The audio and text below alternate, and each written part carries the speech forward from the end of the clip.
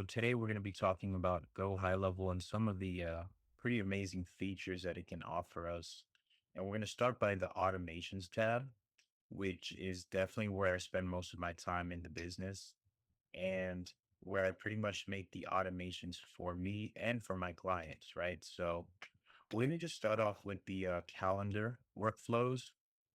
Um, right over in the calendar workflows, we can see exactly how a customer books an appointment by triggering a custom trigger where it puts it into their calendar. And that's the free growth strategy call. That's the one that I use for my agency. It can be any calendar that you're trying to use. And then from there, I add a wait time about a day before. And you can type all this in, by the way, in the builder. You pretty much just click it, right? And when you click that, you would have to click the plus sign. You could just click wait or type it in, right? And you're really just building it kind of like Lego blocks. You're stacking these little Lego blocks until you build something that actually works, like something sustainable. And this is called a system. So in business, we like to just really just call it a system. And, if you don't have a system in your business, you're really just going to be doing everything manually.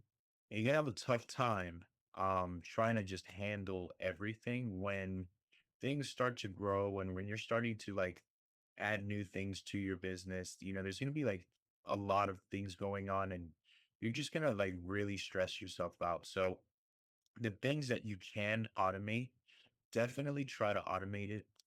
We're going to go over to another workflow over here and we're going to go to this one right here. We're going to go to one called missed appointment call reschedule link. So, sometimes the call for an appointment for any appointments will be a no show. So if there's a no show in the calendar, then we're gonna wait 5 minutes and I'm gonna put a time delay right here.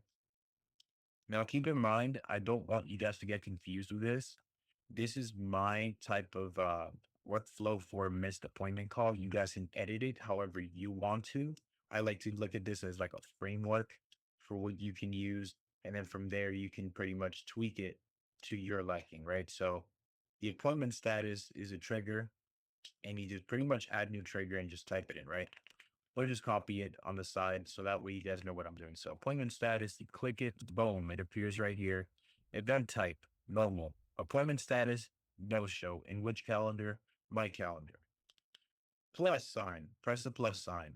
Now, all right, we're going to set it for time delay, specifically for this one, 5 minutes. And then after that, press the plus sign again. We're going to send an SMS. And also SMS, send him SMS. That's how you do it. And the SMS is going to be, hey, contact, first name. Sorry we missed your call today. No worries. Here's a link to reschedule. Looking forward to connect. So we'll send that to them to their SMS and to their email. And just to finish it off, we're just going to tag it with the client's contact as a missed appointment and the reschedule was set. So this is really just one of the many different workflows you can put into your business. And really, the more workflows that you put that make sense, right? You don't want to stack it with too much fluff. The more workflows you put that make sense to your business, the better your system is going to flow.